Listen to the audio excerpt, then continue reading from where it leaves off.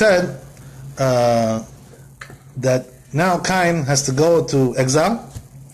So HaKadosh Baruch Hu knows that Cain is gonna, as we said, right, he's gonna get hurt. So he gave him the letter on his name, on his forehead. So now the thing is that Cain, he thought that HaKadosh Baruch Hu doesn't see what Hashem, what he does far away. He thought that maybe, Hashem only sees me with what I do over here in this area. Once I go out and go far away, maybe Hashem won't see that. So therefore, the Chazal mentioned over here that when he went out, like he pretended like, that he went out in humility, with his head bowed, like, he has shame, but really what he wanted to do was to go and to do more sins. Yeah, to do more sins.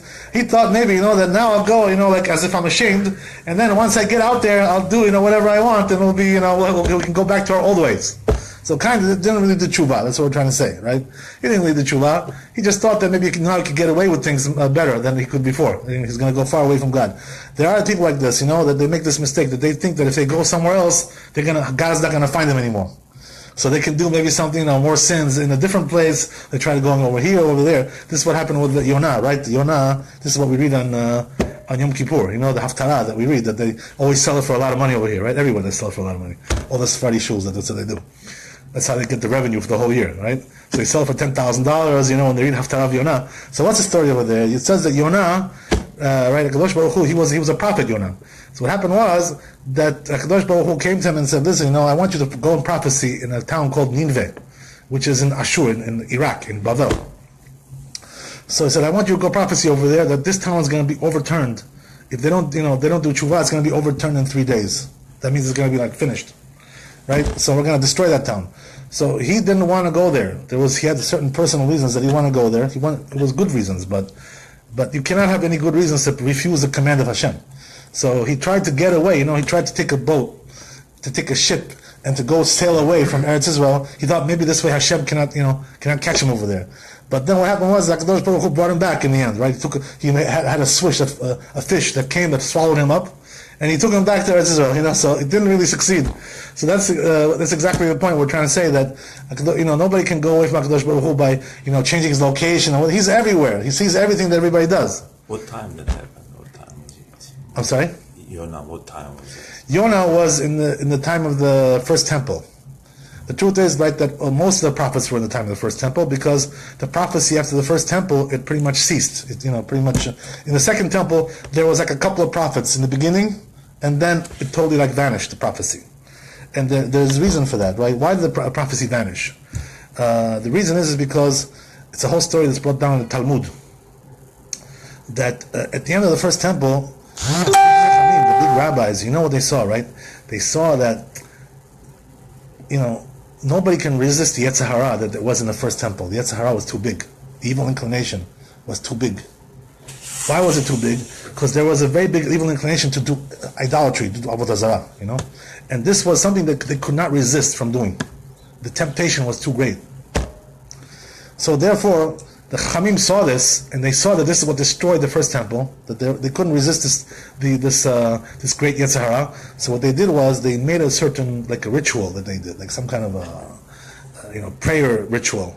And what they wanted to do was they tried to get rid of the Yetzer Hara for the avodah zarah.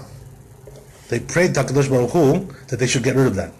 Because they said, hey, listen, HaKadosh Baruch Hu, this avodah zarah, the Yetzer Hara is too great for that. So we can't resist it, so just take it away from us, because we don't want the test and we don't want the reward either. We don't want either of these things. Because it's not working, you see that we weren't able to pass this test. So they asked HaKadosh Baruch Hu to get rid of the Yetzer Hara for avodah zarah. And that's why HaKadosh Baruch Hu acceded to their request. He acceded to their request, and so what happened was that the Yetzer Hara for avodah zarah went away. It actually went away, and that's why today we don't really have a Yetzer Hara, to do avodah zarah. It's ridiculous. I mean, can you imagine serving, bowing down to some star or some, to the moon, or some animal, a statue of some animal or something like that? I mean, it sounds ridiculous, no? It is ridiculous. It's very ridiculous. So why were they doing it? Because they had a Yetzer Hara for that. Otherwise, they wouldn't have done it. So. Getting back to what we're saying, is that Cain goes out, and and then he has children, right? As it says in the pasuk, ויצא קין מלפני אדוני וישב בארץ נוד קדמת עדן וידע קין את אשתו ותהר ותלד חנוך ויהי בונה עיר ויקרא שם העיר כשם בנו חנוך וילד חנוך ירד וירד ילד את מחויאל ומחויאל ילד את מתושאל מתושאל ילד את למך ויקח לו למך שתי נשים השם האחד עדה ושם השני צילה ותלד עדה את יבל והוא היה אני יושב ומקנה. So what is he saying over here? That he's saying that why is he bringing this down? As we said right before, that all the descendants of Cain were wiped out in the end. Nobody survived except one lady, right, who married Noach. That was the wife of Noach, was Naamah.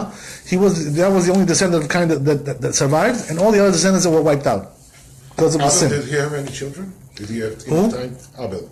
Hevel, no, he barely had time to put on his clothing before he got killed. So he didn't have any children. Right, he didn't have any children, and that's why he had to bring that third brother to take the place of Hevel, as we said, right? Shet, we're going to get to that soon. But before we get there, all the descendants of Cain were wiped out. So what's the story over here? Why is he bringing these descendants? What are we going to try and learn from them? Because the story was like this, that Akadosh Baruch Hu made a gezerah on Cain. Because since he murdered, as we said, right, he had to also be murdered. This was his punishment. But what Akadosh Baruch Hu did was he delayed his murder punishment for 7 generations. Shivatayim yukam Cain. That's what it says in the pasuk, right? So since it was delayed 7 generations, now it's telling you, right, all the generations that went by until that 7th generation where Cain was also killed as a punishment for his murder. That's what it's trying to tell you. So all these descendants of Cain were all wicked people. They're all Reshaim, they were. And that's why they got all wiped out. None of them was tzaddikim, except Naamah, one daughter, great-granddaughter that he had. Besides her, they were all Reshaim, and that's why they all got wiped out. Yeah. When you say Rashayim, what was their sin? They were all cousins and relatives and brothers. Well, at that time, they had basically only a few laws, right? They were goyim, they were not Jews, these people.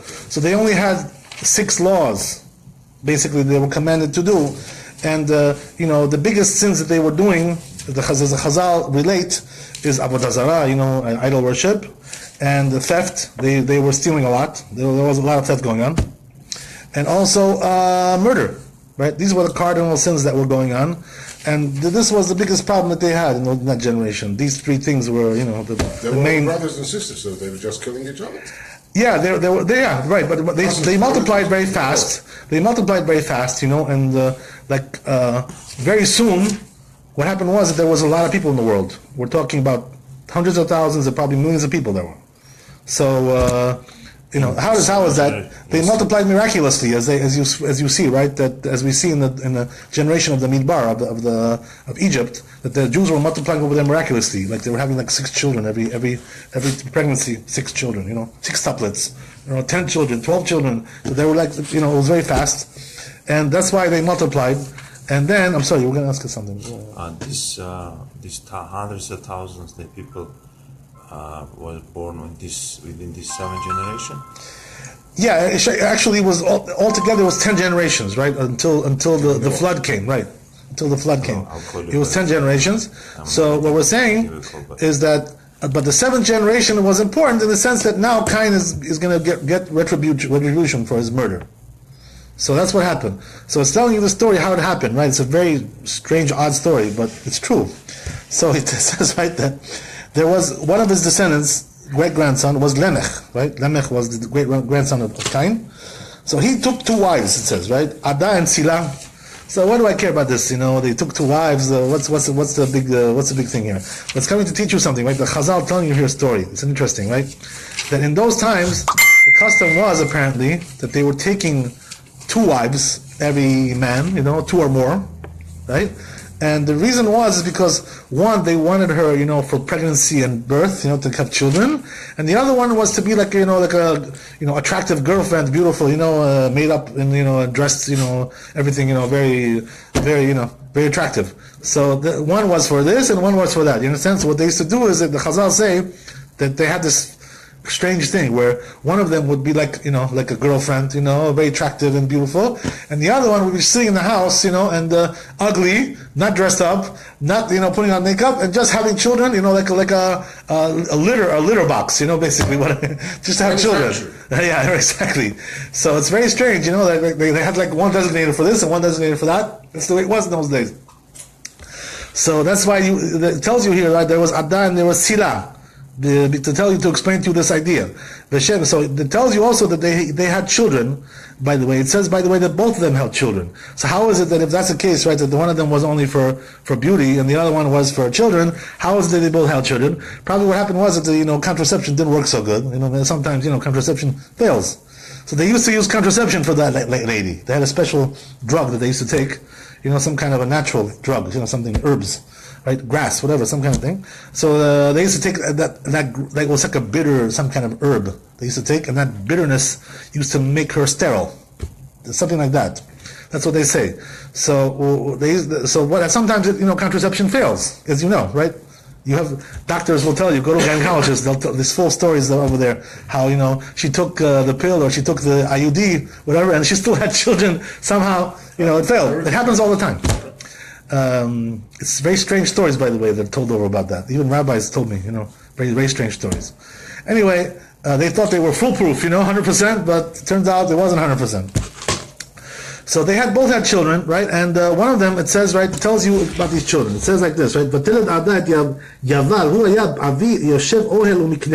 So one of these children, it says, was like a shepherd, right? And he had dwelling in tents, and a shepherd, and having grazing animals, right? And the other one, the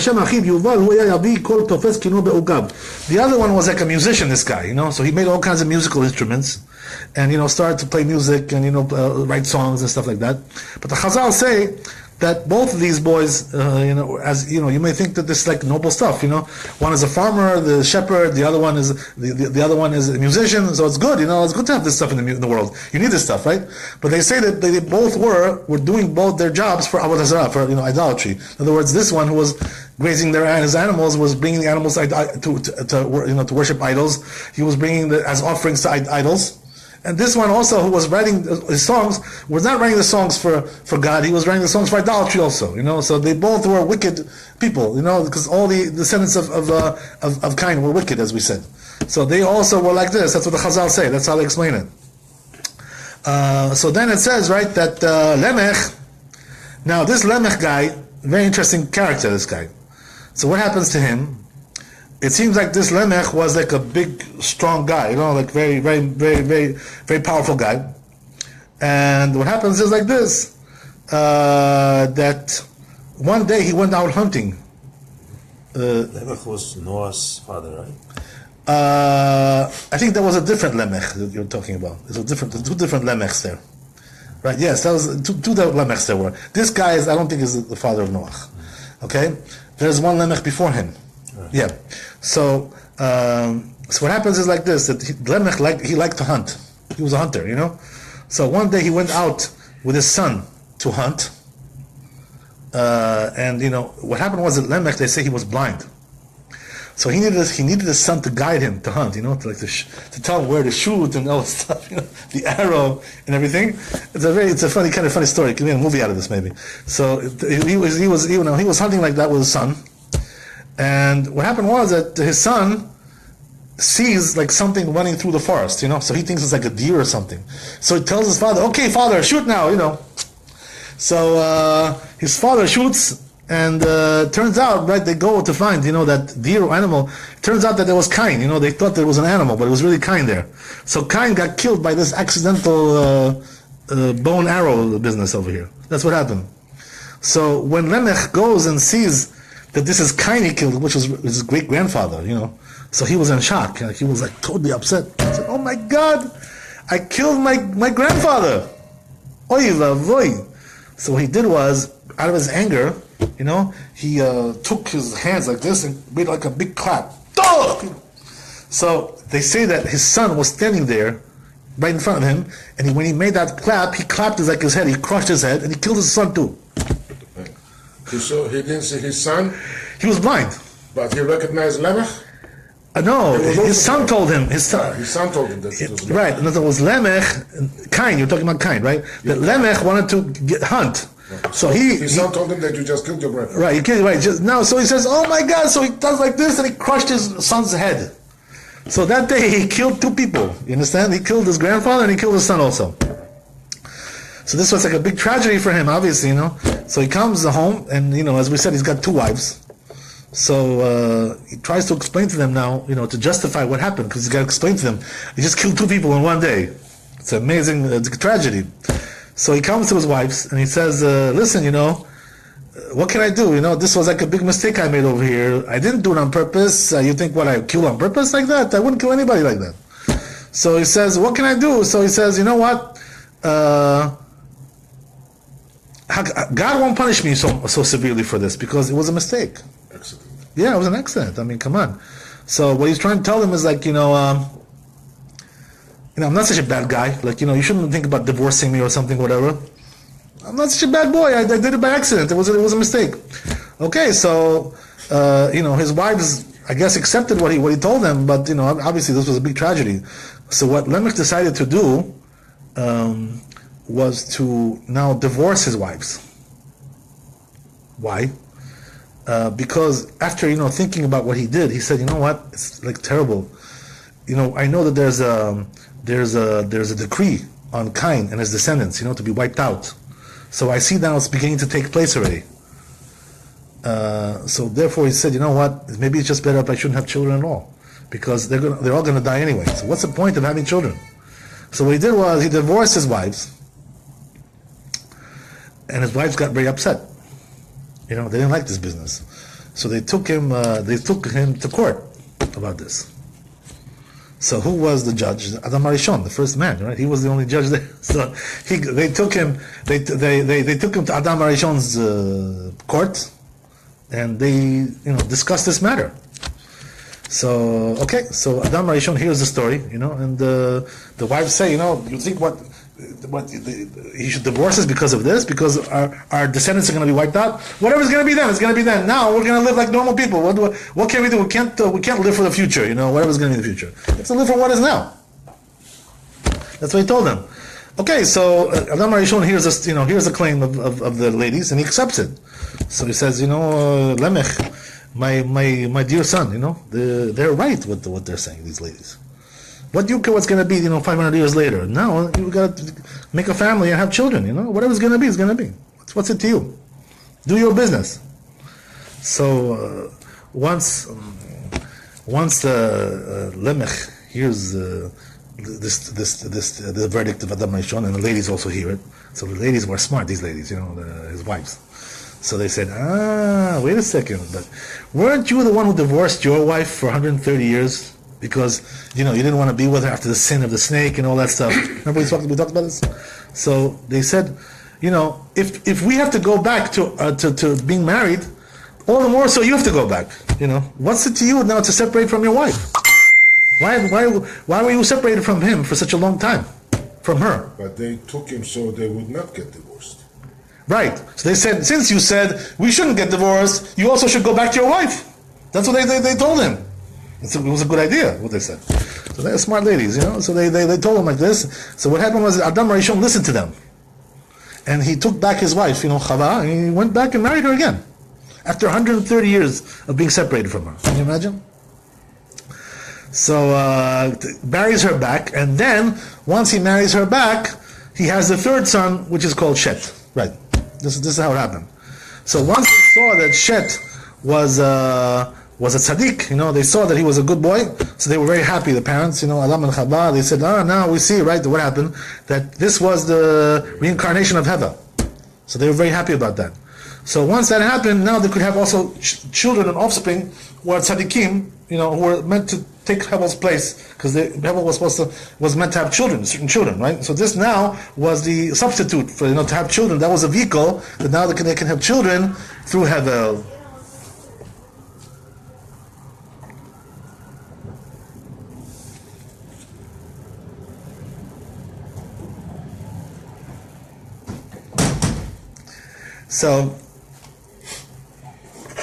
خلقوا تعبان توديس ولا خلي يالك ده يلا بس يلا So now,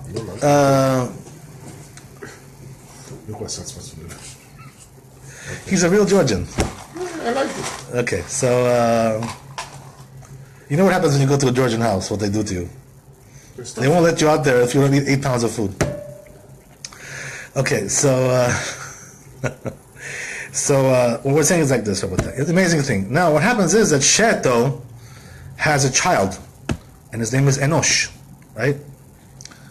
Shet also had a son. His name was Enosh. Now, what happened over here was a big tragedy, because once he had this son, Enosh, this is where started. This is where the beginning of the idolatry started, idol worship.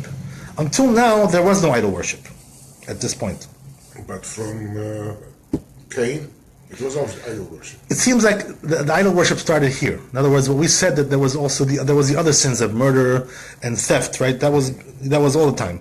But the idol worship started at this point. That's what the Rambam says. The Rambam, in the laws of idolatry, brings a whole story about this. He says that the generation of Enosh, which was a son of Shet, this is where the idolatry started. So he explains how it came about, this whole thing.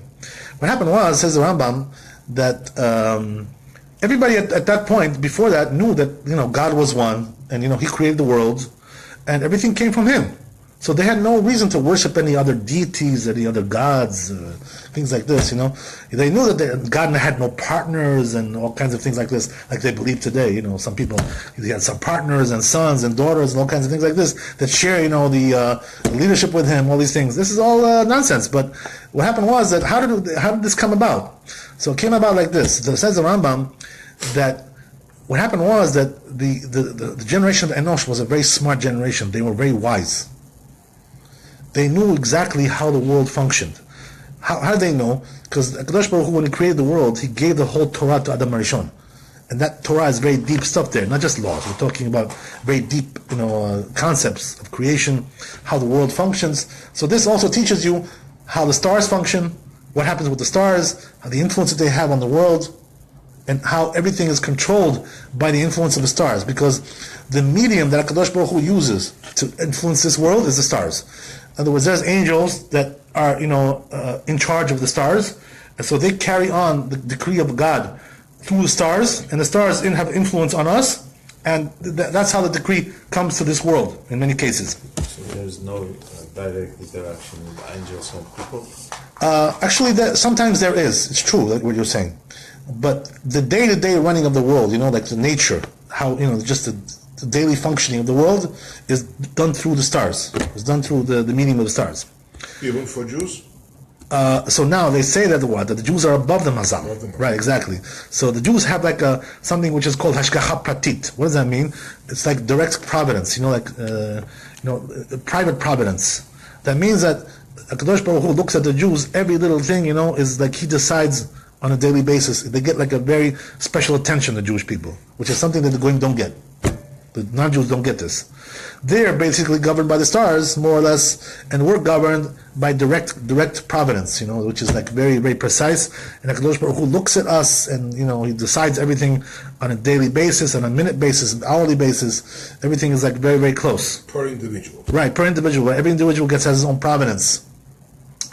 So going back to what we're saying, is that they thought like this, that they were very smart. So they knew everything, how the world functions. They knew how the stars function, what every star, what it's commanded to do, what facet of the providence it's commanded to promote in this world, to make everything function. So since they knew all this, what they decided was like this. In their head came to this idea. According to Rambam, that's what Rambam says. Rambam says it came to this idea that since these stars are also like a part of the leadership of the world, that the world is run through them, and they're also like in charge of certain areas of providence of the hashgacha that Kadosh Baruch Hu gives us. So therefore they thought that maybe it's also a good thing, a positive thing, to also give them praises, to offer sacrifices to them, to make them like a semi-god, kind of like divine, like to give them some kind of divinity. That's what they thought. Maybe this was a good idea. Why? Because since they also have a part of the leadership They also are part of the providence of the world. So they also need to be worshipped and praised like they're godly. Yeah, makes sense, right? But Kadosh Baruch Hu didn't want this. This was something very negative for the world. Kadosh Baruch Hu didn't want this kind of thing. Kadosh Baruch Hu hates when the mankind, right, makes these intermediaries as deities themselves, because they're just intermediaries. They're not deities. Right? They don't have their own power. They don't have their own decision-making process. They're just like a robot. You program, it's like a computer. You program it, and it just does what you say. But what's there to praise? I mean, what are you praising? You're praising a computer. You know what I mean? What doesn't make any sense? Find out the secrets. Adam HaRishon knew. Right. So he passed it down. This was passed down every generation. Right. They were studying these things. There's a book called Sefer Yetzirah. This book tells you how the world was created and how to create yourself. Also, you can also create. By the way, we still have this book today. It's just that we don't know how to use it. We don't know how to learn it properly. We don't know how to understand it. It's on my computer. I can show it to you. Yeah, it's everywhere. It's everywhere. You can buy it in the store. So this book, if you buy it, it's not going to help you much. Why? Because everything is like secret there. It's encoded. It's like, so you have to know how to use it properly. You read, but you won't understand what you read. Right. The only way you can understand this book is by having a rabbi who teaches you, somebody who knows it himself, which is very rare, by the way, in our generation. We don't have people like this generally. There are also all kinds of people that will go, as imposters who say that they're Kabbalists and all kinds of things like this, but they're just crooks. They're just making money, these people. So most of them are not really, they don't know anything, these people. That's a different topic. One day we'll discuss that topic, which is very important, by the way. Very important topic, you should know. It's a very important topic, because there's a lot of fakers out there. But anyway, getting back to what we're saying is that they thought that the providence is like this, so therefore they should be also worshipped and respected and praised, all kinds of things like this. So since they thought all these things, what happens was that they started like sort of an idolatry. What does that mean? That they worshiped God. They knew that God was the creator and the boss of everything, but also He has helpers. He has first command, second command. General, right, vice God. The Secretary of State, all this stuff. So they thought that they also have to give them praises, and they thought that this was the will of God too. That He wants them to be praised too. But it's not the case, though. Right? God doesn't want that, and He's very jealous about it. When He sees that people do this kind of thing, He gets very jealous and very angry. It makes Him angry, because this is part of the prohibition of idolatry, that He doesn't want to be worshipped along with some other kind of deity. He doesn't want that. So therefore, He told what happened was that, so explains the Rambam, this was the first stage of the idolatry, how it came. But then there was also a second stage. Once the generations went along more, as we said, there was 10 generations, right, between Adam HaRishon and Noah. So what happened was that now they stopped worshiping God altogether. They only worshiping intermediaries, right? So as it started to degrade, like little by little, become more degraded, and it turned out, right, that most of the world now was worshiping idols and not worshiping God. It's an amazing thing.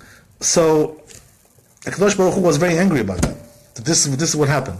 By the way, the Chazal, this is the Rambam's version of the story, right? But the Chazal say really different. They give a different angle. They're all true, but they give a different angle of why people do idolatry. Not what the Rambam says. The Rambam is more like a rational approach here. The Rambam was a very rational guy, very rational. Yeah. So his Torah is very rational Torah. But the Chazal say something a little bit more deeper, a little bit more drasha. That means the sages, right? The Jewish sages, the commentators, right? That's before the commentators. Commentators were like the medieval rabbis, like from the year 1000 and on, 900 and on, until our times.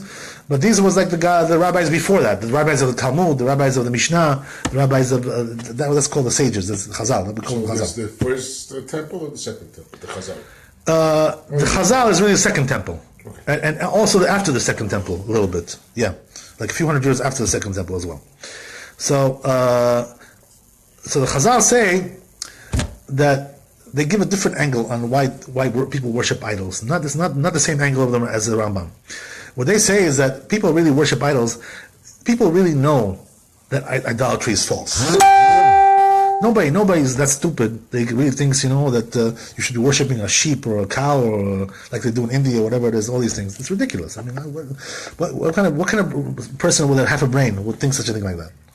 or to worship the moon and the sun and the stars, then why would you worship them? What's it to you? What's a god? It's not a god. It's just a planet. It's just what? There's something that gives you, but it doesn't mean you have to worship it as a god. What kind of thing is that? It's very strange. So then, if that's the case, what's the reason why they did it? So say the Chazal, it was just an excuse, basically. That's what they were doing. It was an excuse. What was the excuse? The excuse was that they wanted to do sins. They had a desire to do certain sins, and God doesn't let them to do these sins. So the only way they can justify it, to take away their guilt trip, is to have another deity. Why? God doesn't allow me, Hashem doesn't allow me, but this idol does allow me. You know what I mean? So therefore a person switches gods in order to just justify his sins. What's the real sin that he wants to do? Most people, what they want to do? They want to go with the women. They want to go, hang around with girls, with the Goya, the non-Jewish girls and all these things. They want, sounds good to you. So they want to do all these things. So God doesn't allow you to do these things. So then how do you justify? Although they want to do adultery also. They want to do, homosexuality. They want to do all these things, whatever is transgender, what they have today, all these kinds of things, right? All this crazy stuff. So all these things God doesn't allow you to do. So how do you justify all that stuff? By saying that, I have a different God. I have, Yeshu, we have Christianity, right? And all these things. So they tell you, listen, whatever you do, you're going to be forgiven everybody. Don't worry, just do confession and everything will be okay. So, okay, if you did it, it's okay, we'll let you slide. Just confess and come in and, tell the priest about it and everything will be okay. So this is just a way to justify all the sins, what are they telling you? You know what, don't do the sin, but if you do, it's okay, we will get you out of it. There's no problem. Even if you're doing it for 20 years, 30 years, it's okay, come in once a week, and we'll get you out. No problem. We do it every day. Right. So then what's the difference, right? The truth is, you're asking a very good question.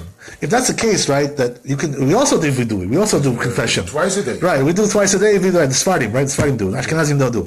But anyway, we do also. So then what's the difference? The difference is like this. That according to our religion, that only works if you did tshuva. That means that what? You don't want to do any more to sin. In other words, you took on to stop the sin. And then tshuva has some meaning. You understand? You can be forgiven. You have to be punished also, by the way. That doesn't go away for free. Sometimes a person has to undergo suffering, all kinds of things to atone for a sin. It's not enough just to do tshuva sometimes. It depends how heavy the sin is, right? It depends on the severity of the sin. But anyway, what we're saying is by them, it's not like that. What they're telling you is, listen, just come in once a week. You don't really have to do tshuva. Just, come in. Talk to the priest and he'll get you off the hook. That's not really the way it works in reality. In reality, the only way that a person can really atone for himself is by saying, listen, I'm taking on now to stop doing what I did. That's it. I'm never going to do it again. If he doesn't have to take that on, so even Yom Kippur doesn't atone for him. You know what I mean? Yom Kippur only atones, as the Chazal said, it only atones when you do tshuva. But if you're not doing tshuva, it doesn't atone for you because you're going to go tomorrow and do the same thing. So what is it going to help you? One question. When was the first time that Yom Kippur was started not celebrating, not keeping all this? Well, there's two different things there. One is that they say that Chazal say that Avraham Avinu kept all the mitzvot of the Torah. He wasn't commanded to keep all of them, but he kept them as an optional. He did it like as an extra. So there were certain tzaddikim in the times of Avraham Avinu who were keeping all the laws of the Torah, everything. Yom Kippur too, yes. Pesach and everything. They were eating matzot on Pesach, everything. But even though there was no, Pesach started out of Moshe Rabbeinu. Right, but truth is that there were single people, special people that were keeping it also before. So then what's the difference between Moshe Rabbeinu and before Moshe Rabbeinu and after Moshe Rabbeinu? The difference is like this, that in those times it was optional. Whoever wanted to keep it could keep it. Whoever wanted to learn it could learn it. After Moshe Rabbeinu, it became like obligatory. If you don't keep it, you get punished. That's something else. You know what I mean? So that's the difference. Before it was option, now it's obligation. That's the difference between before Matan Torah and after Matan Torah. Before the Torah and after the Torah. So getting back to where we are, what happened was, as we said, right, that the Chazal are saying that really the reason why they do idolatry is just to permit themselves to do the real sins that they want to go. They want to go to this place and that place. All these places to meet up with the girls and to meet up with the boys and all these things. That's what they really want to do. By the way, I saw something really shocking. I must tell you that I saw a documentary which talks about something. I don't want to get into this, but just to mention it as a reference point, because what they say is that, in Italy over there, by the Vatican, in Rome, there's a lot of priests over there, obviously, they're working in the Vatican. So they say that, these male prostitutes that are working there in the area are usually servicing them. That's, you understand? The biggest business that they have is those priests. Wonderful. You understand? So you see in other words, you see what their religion is really. It's a fake, it's a hoax. The whole religion is a hoax. One day they're praying to God, and the other day they're going to the prostitute. That's how they live, these people. They do that every day. It's the daily routine by them. That's how they live. It's all fake. It's all a hoax. So anyway, getting back to where we are, right? So what happened was, as we said, that Chazal said that's why they really do idolatry. And this is until this day, by the way, that's the way it is. What's the reason why? By the way, it's a whole story regarding Christianity. What's the history of Christianity? Right? The history is like this, more or less. That as we know, right, that he was the one who started, right? Yeshua was the one who started the religion.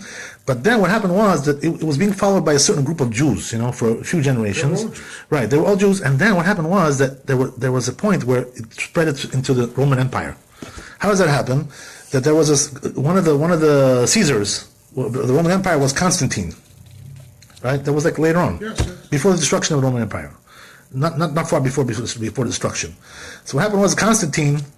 The Jews, those Jews that were, the followers of Yeshua, they came to Constantine and they sold him this religion. They said, listen, let us show you some interesting religion.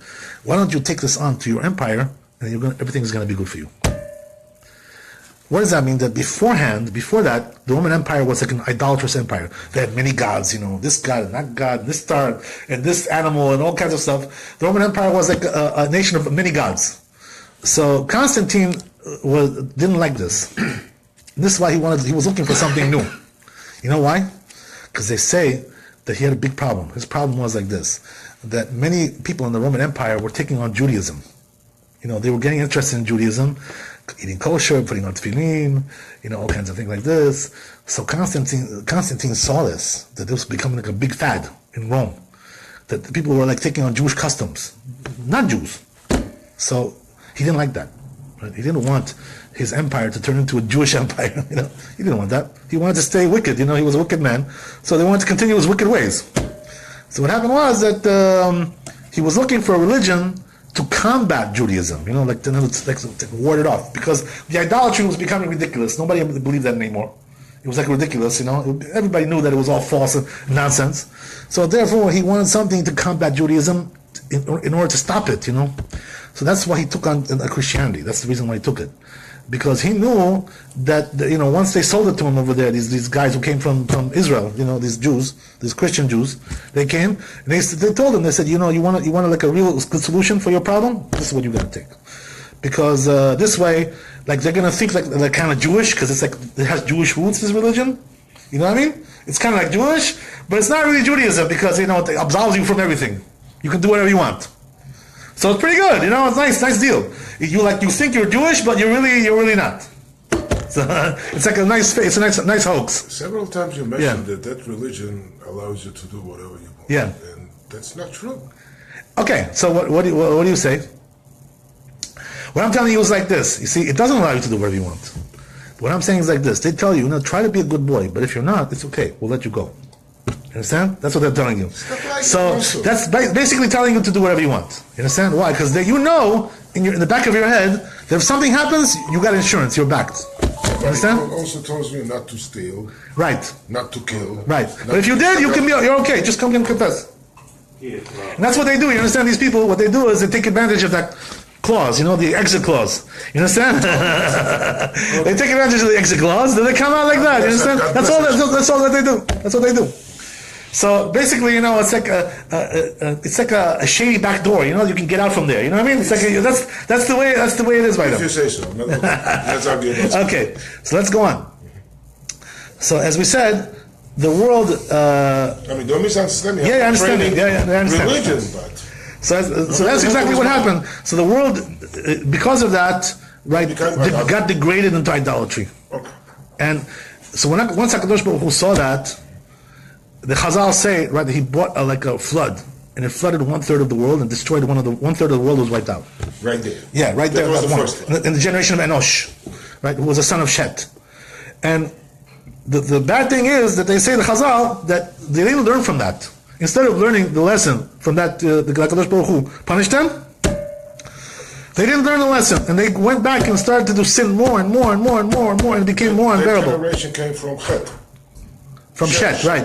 Yeah. But it spread to everybody. But it was supposed to be a good generation. Right, but it spread to everybody, the idolatry. Idolatry, by the way, it says the Rambam that Enosh himself also did this. He was also got misled into this. I don't know how he got misled in.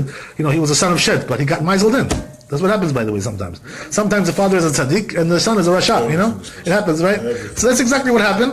And since he got misled into it, so the whole generation got degraded. And then, as we're going to say, what happens in the end is that... What happens in the end is that the generation becomes so wicked, by the time of Noach, the generation of Noach, the world is full of sin. And HaKadosh Baruch Hu sees that there is no tikkun, there's no way to fix this problem. They're not going to do tshuva. So he tells Noach, right? So this we're going to get to. We're finishing the Bereshit. So he tells Noach one thing. He says, "Listen, I see you as the only tzaddik in this world today. You and your family, you and your sons. So I'm going to wipe out the whole world. I have no choice because I cannot fix them anymore. There's no way. I tried everything. I tried to punish them. I tried to warn them. Nothing is working. So what I'm going to do is like this. I'm going to give them 120 years of time to do tshuva. Right? By the way, this pasuk is very misinterpreted in many places. People have a mistaken interpretation. Why? Because it says, I'll tell you what the pasuk is saying. ויאמר אדוני לא ידון רוחי באדם לעולם בשגם הוא בשר והיו ימיו 120 שנה. So it says, right, that I won't give them forever, the mankind. Right, so it says that now he's going to be only 120 years. So people think, mistakenly, that this pasuk is telling you that the age is limited to 120. Like they won't live more than that. This is a mistake. Right, what he's trying to say is that I'm giving them 120 years to do tshuva. And if they don't, so then I'm going to bring the flood to wipe out the whole world. So he tells Noach like this, and Noach understood what he was trying to say. He understood very well. So what he did was he started to make lectures, like warnings. We started to give warnings to people.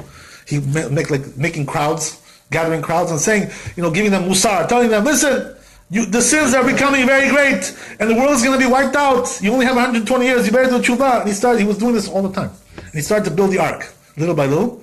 HaKadosh Baruch Hu told him, start building it, because it's going to take a while to build this thing. It's going to be huge. It's not like today, they build it so fast, they build now 5 years to build something like that. So therefore, he started to build it, and he was giving them warnings at the same time, and this is what happened. This is how it occurred. And they didn't do tshuva. He gave them warnings, one after the other, more years. They don't want to do tshuva. So in the end, HaKadosh Baruch Hu decided to do what he decided to do. Baruch Adonai le'olam, amen, amen. Amen, amen. There was only one flood, and that was during Noah.